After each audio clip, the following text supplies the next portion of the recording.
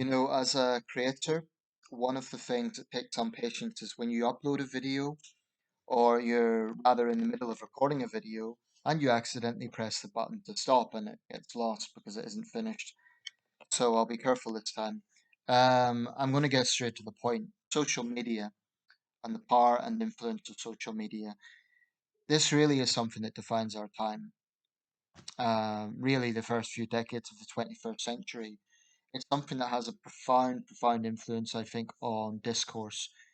Um, and I think there's two main complaints about social media, overwhelming complaints, which is that on one hand, they don't do enough to stem online abuse. But the other complaint, paradoxically, is that they have too much power and they're too censorious. So what we're left with is a major question of balance. Now, this is something I've given a lot of thought to because, like I say, it is very influential. And I'm someone who does spend a lot of time on social media, probably more than I should. I spend a lot of time on Facebook, Instagram, obviously YouTube. I started a Twitter account recently. I may actually I may put out those details at a later date, but uh, for now I've got an itch. No, but I want to look at this balance and see where are the lines drawn? Because this is extremely important, actually. Um, I want to be clear about something. I'm not a free speech absolutist. Now, people might be surprised by that because I'm fiercely in favor of Western values. But I actually think that free speech has always been also about responsibility. People forget that part. Now, those who are shocked and say, but you either are a free speech absolute, so you don't believe in it, I think that's a flawed argument. And this is why. If you really, really look at that, free speech absolutism, basically what that amounts to is saying, well, people can say anything, absolutely anything, and there's no repercussions at all, no matter what they say. So someone can make threats, in theory. It's speech. The example I cite, and I know I've said this before, but I think it's an important one. The Rwandan genocide, Hutu power radio stations were actively inciting ethnic hatred against the Tutsis, and they had code words like cut the tall trees down. Now, this referred to the fact that Tutsis were said to be taller, so that was basically euphemism for the genocide. Now, technically, that was free speech, but as we saw, that free speech resulted in mass bloodshed. And I'm not saying it was the only factor. There were a lot of things going on. There were conspiracy theories on the ground. There was long-standing tensions between the two communities. Certainly, those radio stations and the power they had. I mean, my goodness, had social media been around in 1994, it could have even been deadlier. And it was one of the most instantaneous genocides in history. Um, over a shorter time as compared to, say, the Holocaust or the Armenian genocide. Um, so that can be the impact of absolute free speech. Now, when Donald Trump was taken off Twitter, there was huge outcry from his supporters, and even some people who weren't necessarily his supporters, but they thought it was censorious. I have to say, I was in the camp that thought, well, this man is a former president of the United States. He has enormous influence. He is spreading lies. And I think that that's an area where there has to be some sort of pushback. You cannot have someone with that level of power that is just given a green light to say and do what he wants. Um, so sometimes the free speech argument is flawed. Um, and I wasn't going to talk at length about this, but Andrew Tate, apparently he's a social media influencer now. Caveat here, I really don't know much about the guy other than what I've heard really in the last 24 hours. Apparently he's been taken off Twitter and Instagram for alleged misogyny. So I decided to check him out, and the little that I could find, because a lot of it has been taken down. But what I could find, there were question marks there. I don't think this guy comes across as innocent. And there are some very serious allegations that he's been involved in people trafficking. Now, he's a former MMA fighter, he's British American. He seems very full of himself, from what I've seen. But basically, he gives sort of online dating advice for guys, and I suppose he would fit the definition of what some feminists would say is toxic masculinity. Certainly, from what I saw, I didn't get a good impression at all from the guy. Some of the attitude that he's come out with. Um, on the other hand, some would say, well, what about Cardi B, the rapper? I mean, she's come out with some really hateful stuff, misandrous material. I do feel that misandry gets a free pass. Um, so why the double standards? But I'm not going to go out of my way to defend someone like that. Um, because if you're using a platform, there is a degree of responsibility. Now, I'm using YouTube right now. What's my responsibility? My responsibility is I'm not going to threaten anyone. I'm not going to, for example, engage in copyright. I wouldn't play an artist's music and pretend it's my own. Um, there's a lot of things I know I can't do here. But I do feel, and I've mentioned this before, as a creator, I do feel restrained. When I was monetized, it was very restrictive because what they were doing is to be monetized, they made you self-regulate. Now, you get all these options like does your content contain or does your video contain hateful content? But the problem is this was ridiculously defined. So for example, if I'm making a video discussing Black Lives Matter, it's a newsworthy issue, it's a topical issue. Yeah, so I have to disclose, yes, it's an issue in the news. But it might say contains hateful content, then in the subcaption, uh, discussing controversial subjects such as those impacting marginalized people, but not in a hateful way. So it's contradictory. How can it be hateful content if it's made in not hateful way? Um, if you are a creator and you see what I saw, you'll see what I'm talking about. It was ridiculously restrictive. So in the end, I thought, well, I mean, I was making very, very little money from it anyway. I thought this is just too restrictive. And I'm going to end up having to censor everything because advertisers don't want to touch it. And I do understand that to an extent because they don't want to be seen to be endorsing certain opinions one way or the other. But um, the way they designated it was absurd. And their little self-help video was patronizing and completely useless. It didn't help at all. I think a really big problem here is the sense of empowerment. I think you get YouTubers out there, someone like the Paul brothers or like the Swedish guy PewDiePie, and there's others, and they're viral. They have millions of views, they have significant influence. Someone like me, which is the majority of creators, I'm grateful for every subscriber I have, but at this point, I'm still on the lower end of the scale, obviously. So I feel that YouTube kind of takes this attitude. Sometimes they say, "Do you feel valued as a creator?" I have to be honest, not entirely. Not entirely, because I think they can be quite restrictive. I think they have this way of operating, and this is something I can't prove. It's just speculation. But I think they have this way of operating whereby if a creator, for whatever reason, is doing very well, they say, oh, well, we can't lose that person because they're gaining loads of views for our channel. I mean, for our website, basically. So paradoxically, someone who actually has that amount of influence can get away with a lot. In the case of Andrew Tate, um, it was probably a case that there were so many complaints against him they could no longer turn a blind eye, and nor should they, nor should they.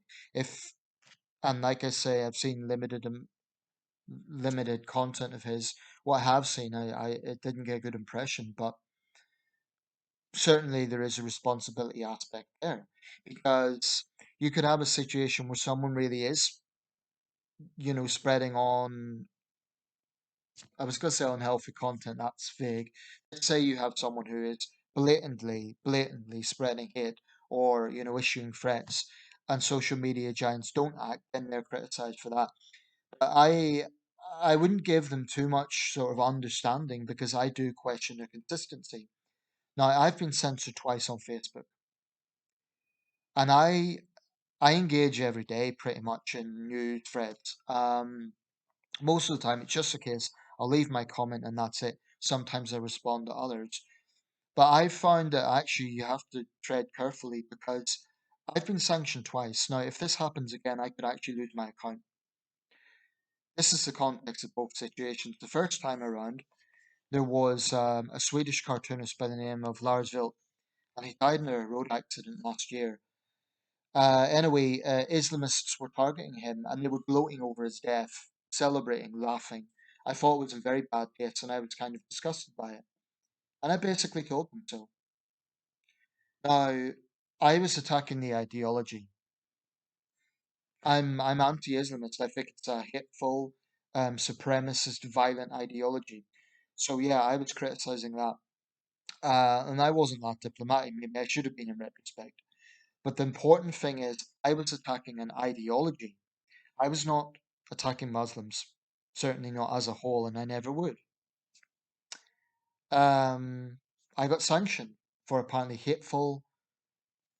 I forget precisely what they termed it as, but hateful content or this comment violates our community guidelines. Facebook didn't do a damn thing about what the Islamists were saying about this deceased man. And the second time around wasn't so long ago. I was criticizing a rapper on the grounds that I think that her message fell flat. The song was a protest song about Roe versus Wade being overturned. Now, that might be an important message, but it fell flat because of the vulgar lyrics. And I said so. Now, that's not why I was sanctioned. Someone actually had the audacity to say I was being racist for this, which is bizarre. Bizarre. Why? Because I guess a lot of rappers are black. I don't know.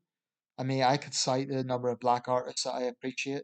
Um, my goodness, I mean, Michael Jackson, Sam Cooke, Jimi Hendrix, Aretha Franklin, there's many others. But oh no, I'm criticizing a rapper, so there must be a racial insinuation.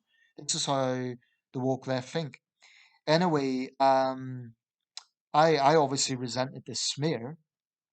So again, maybe I should be more diplomatic, but I said, try reading it, Ian. Because here's the thing, if you're smeared as a racist, that's inflammatory. So I did lose my rag. Anyway, apparently I was violating community guidelines. Facebook never bothered to check the context. They never bothered to see that I was actually defending myself. So I've still got this little sign on my profile saying only you can see this, but profile I forget the precise wording now, but basically I feel like I have to walk on eggshells. That I cannot even engage in news articles without possibly being sanctioned because someone is going to abuse these rules. And if I get, sanctioned a third time, I could lose my account, even though I'm very active there. And it's quite concerning. Now, maybe there is a responsibility for me. Maybe I need to step back and be more diplomatic. But I'm very concerned about the lack of consistency going on here. Why is it that Islamists, I've got a friend, and because she takes positions on atheism and she supports ex-Muslims, she has had vitriolic misogynistic threats. She has been called all the names under the sun by Islamist men. Nothing's happened to them. I really, really question how Facebook monitors this. And I think there could be a geographical factor in it. If some of their community administrators or whatever the term is are based in countries that have these attitudes, let's say Pakistan, then of course they're going to be engaging in double standards. They will target people like me and my friend who challenge Islamism, but Islamists get a free pass to threaten people, to actually threaten people. I've never ever threatened anybody, ever. So it's very frustrating that there is an obvious lack of consistency going on. And I think that there's an automated sort of attitude, like I think it's these algorithms or something. I'm not quite sure how the technology works. Actually, Netflix had a documentary on this. I'm kind of interested, but I'm not sure if I even want to watch it because it might show just how, dare I say it, corrupt these big social media giants are. And here's the thing. Yes, they give us a platform, and I'm grateful for it. I mean, I've got in touch with people via Facebook. So people might say, oh well, it's not worth it for your mental health or whatever, so just close down your account. That's not that simple. It's fine if you're not that engaged, but if you have friends on there, especially in other countries, it's not easy to just cut off. That's I think that's a bit of a flawed argument because you're basically putting the onus on people to cut off their social life just as the price to pay because they're complaining about how this service is utilized. I think it's almost like saying, well, I went to this coffee shop and the barista was rude and the coffee was weak. And then someone says, oh, well, you don't have to go there. You've no right to complain. You could go to another coffee shop. That's ridiculous. I've still paid for the service.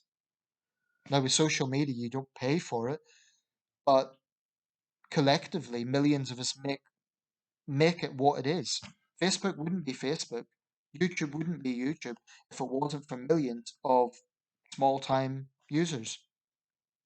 It's not the big giants that get millions of views that make these sites. It's more likely to be millions of small creators like myself. The same with Facebook.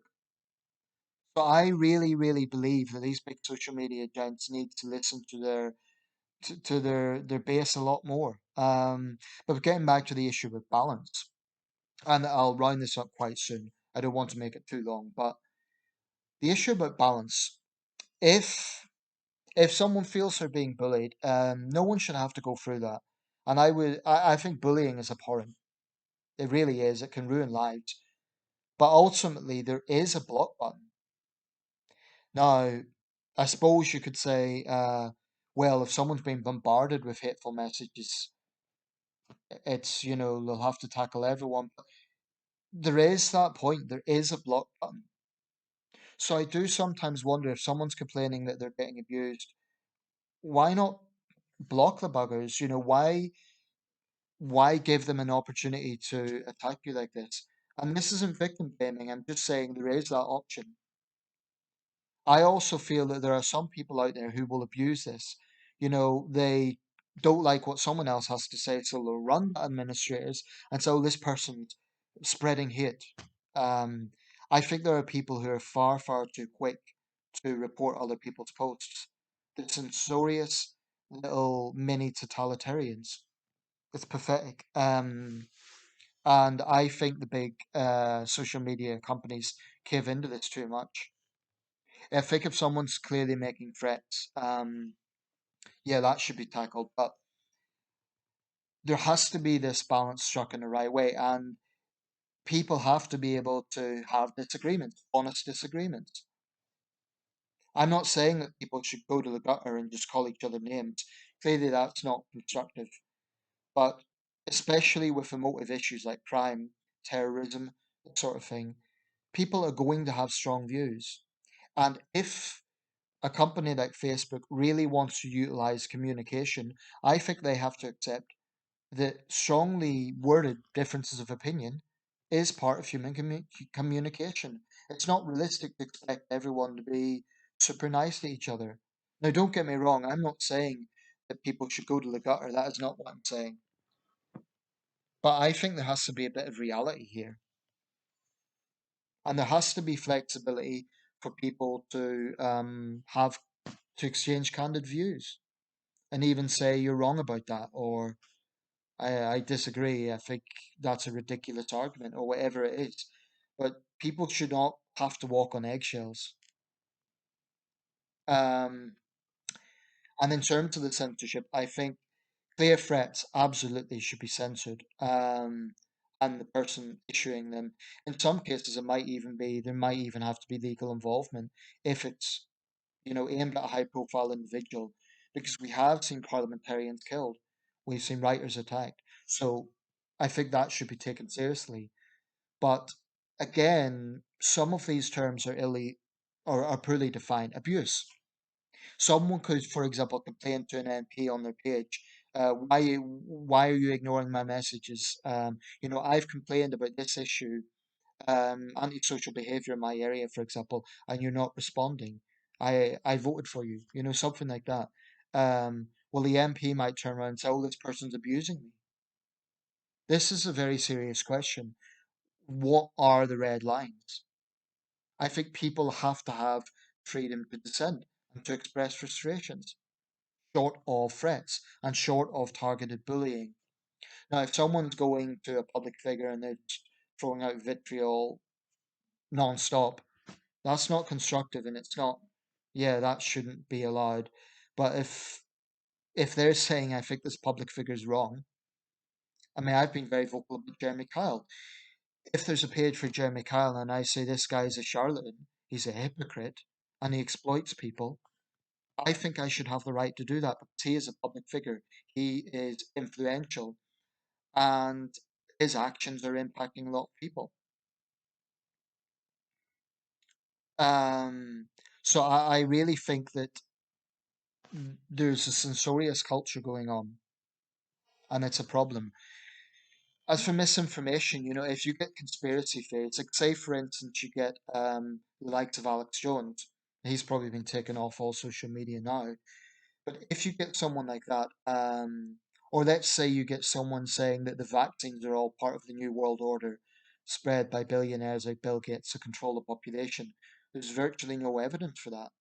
I think something that can be disproven and dangerous false conspiracy theories, at the very least, I'm not sure that they should be taken down because that will only make such people even more paranoid and more digging deeper into their little deep state conspiracies. But I think that there should.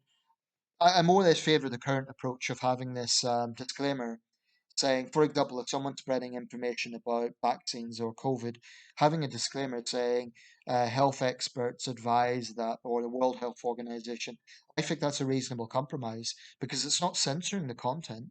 They can't complain, oh, my opinion's being censored. Rather, what's happening is people are hearing the alternative point of view and they're saying, actually, this is false. This is a false claim. It's like YouTube, one approach I do favor is where they have news networks. CGTN, Russia Today. Actually, I think they've been totally taken off. But BBC, this is the broadcasting service of the British government, or it's not actually, but this is of the British state, um, and so on. Voice of America. This is a state service of the United States. So I forget the precise wording, but what this all comes down to is a balancing act.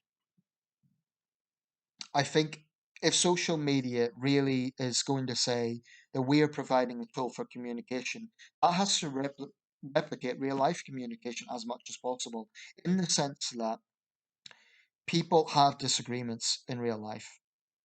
People have strongly worded disagreements. So social media companies need to look at how this works. I think where people are making clear threats, where they are spreading disinformation, and where there is targeted bullying. I'm not talking about someone being a bit rude. I really don't think, certainly it shouldn't be a police matter. And what's very concerning in the UK is how the police think they can stick their nose into this. Hampshire police knocking on someone's door recently over a Twitter feud, rather than, well, ostensibly prioritizing that over tackling, serious crime. If something is a non-crime incident, the police should have no business getting involved at all. And I think they deserve all the criticism they get when they get involved in such cases. But so much of this really comes down to balance. If I want to leave with one thought overall, it's that. It's balance. I think social media companies do have a responsibility to act in clear cases of members, um, users of these companies clearly violating community guidelines, but I think it is far too inconsistent, and I veer more on the side of free expression rather than censorship overall. And ultimately, if someone says something nasty to you, don't go and report them, just block the bugger. Um, I really take a dim view of people who run to report something just because someone is a bit rude to them or they disagree with them. And some people will do that. Now, it's different if they're being mercilessly bullied. That's horrible. No one should have to go through that. But again, there is a block button. Um, that's how I see it. Let me know your thoughts, but so much of this is about balance.